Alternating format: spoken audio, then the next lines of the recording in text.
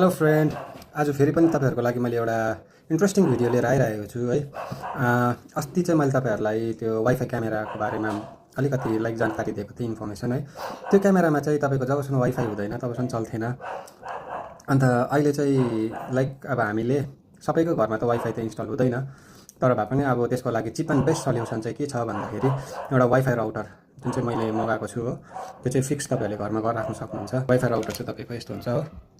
यो wifi router मैले मगाएको छु ट्रुभ्यूको हो। यो चाहिँ चिप एन्ड बेस्ट। यसमा तपाईँले सिम उयो गरेर हालेर तपाईँ हेर्नु सक्नुहुन्छ हो, युज गर्न सक्नुहुन्छ। यो चाहिँ 4G 5G डल्लै सिमहरू सपोर्ट गर्छ हो। यसलाई चाहिँ आज म कसरी सेटअप गर्छ त्यो देखाउँदैछु तपाईँहरूलाई हो। तपाईँले जस्तै अब बक्स अनबक्स गर्नुहुन्छ त्यतिखेर तपाईँले अब एउटा वाइफाई राउटर, म्यानुअल, अन्त यो सिम चाहिँ आफै लिनुपर्छ हो, पावर केबल, पावर कर्ड हो, अन्त तपाईँको राउटर पाउनुहुन्छ ट्रुभ्यूको। यो चाहिँ अन्त एउटा डेटा केबल क्याट केबल पाउनुहुन्छ हो, यो इन्टरनेटको लागि इन्टरनेट केबल। अन्त यसलाई सेटअप गर्दाखेरि चाहिँ के गर्नुपर्छ भन्दाखेरि मोस्ट फर्स्टमा चाहिँ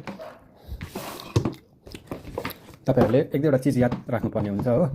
त्यो हो यसको अब वाइफाईको नाम, जुन चाहिँ अब हामीले वाइफाईको नाम भन्छ नि, एसएसआइडी भन्छ टेक्निकल टर्ममा छ हो। एसएसआइडी के हो, अन्त एसएसआइडी पासवर्ड के हो, त्यो चाहिँ अब तपाईँको जान्नुपर्ने हुन्छ। त्यो चाहिँ तपाईँहरूले यो राउटरको ब्याक साइडमा हेर्नुभयो भने तपाईँको यहाँ देखाइदिइरहेको हुन्छ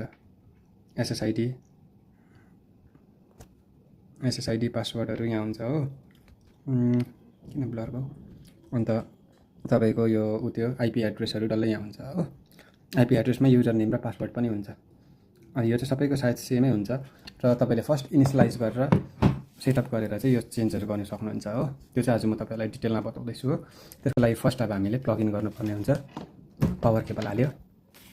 अन्त अर्को कुरा चाहिँ के छ भने तपाईँले यहाँ पछाडि देख्न सक्नुहुन्छ तपाईँको लागि सिमको लागि जग्गा हुन्छ, पावरको लागि जग्गा हुन्छ, अन्त यो तपाईँको ल्यान्ड केबलको लागि जग्गा हुन्छ हो। ल्यान्ड केबलको थ्रुबाट पनि तपाईँले इन्टरनेट एक्सेस गर्न सक्नुहुन्छ, वाइफाईको थ्रुबाट पनि गर्न सक्नुहुन्छ हो। अन्त यहाँनिर चाहिँ बिफोर टर्निङ अन, यो चाहिँ अब सेक्युरिटी पर्पजको लागि हो, सिमहरू ड्यामेज नहोस् भनेर। टर्न अन गर्नुभन्दा अगाडि नै तपाईँले चाहिँ सिम हाल्ने हुन्छ, सिम हाल्नुपर्ने हुन्छ हो। सिम हाल्यो पुस गऱ्यो हो, सिम इन्सर्ट भयो हो। अन्त तपाईँले यसलाई पावर अन गर्नुपर्छ।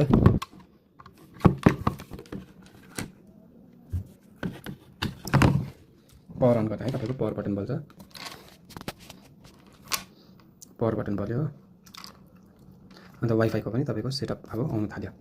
त्यसरी नै अब सिम डिटेक्ट गऱ्यो भने चाहिँ तपाईँको यो नेटवर्कको त्यो जल्न थाल्छ, ब्लिङ्क गर्न थाल्छ। अब यसलाई कनेक्ट कसरी गर्ने भन्दा एउटा मोबाइल लियो। अब मेरो यो मोबाइलमा सिमहरू केही छैन, नो सिम भनेर देखाइराख्नु भएको छैन। अहिले म इन्टरनेट चलाएर पनि देखाउँछु।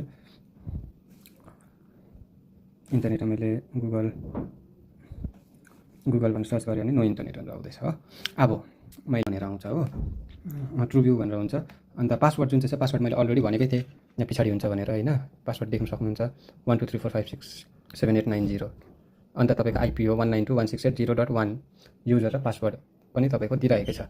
त्यसले गर्दाखेरि युजर आइडी र पासवर्डको नाम अब काम चाहिँ के हो भन्दाखेरि चाहिँ अहिले म यो सेटिङ गर्दाखेरि त्यो चाहिँ एकदमै हुँदै हुन्छ। अहिले चाहिँ हामी वाइफाई कनेक्ट गरौँ 1 2 3 4 5 6 7 8 9 0 यस्तै भएन भन्दैछ होइन। एकछिन त 1 2 3 4 5 6 7 8 9 0 कनेक्ट गरेँ।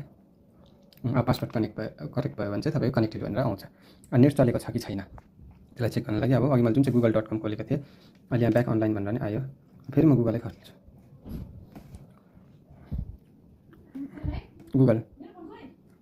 google.com खोल्नु त अहिले खोलिँदैछ हो, खोलिँदैछ। अब कुनै अरू त्यो ट्राई गरौँ। अब कुनै युट्युबहरू खोलौँ, युट्युबहरू मजाले नै खोलिँदैछ हो।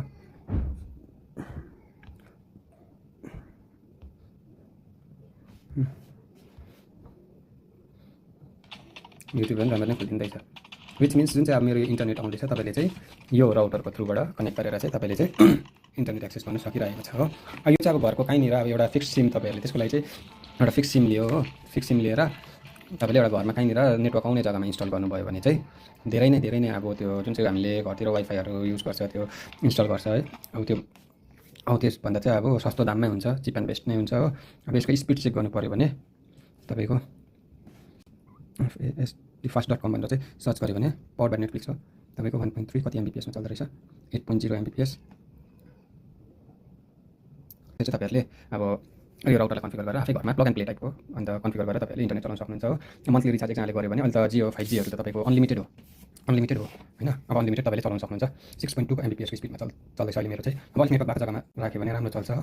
यसै चाहिँ तपाईँहरूले अब कुनै पनि घरमा टिभीहरू भयो, क्यामेराहरू भयो है, त्यो वाइफाई क्यामेराहरू भयो, आफ्नो फोनमा पनि तपाईँहरूले चाहिँ कन्फिगर गरेर इन्स्टल गरेर चाहिँ आफै पनि चलाउन सक्नुहुन्छ।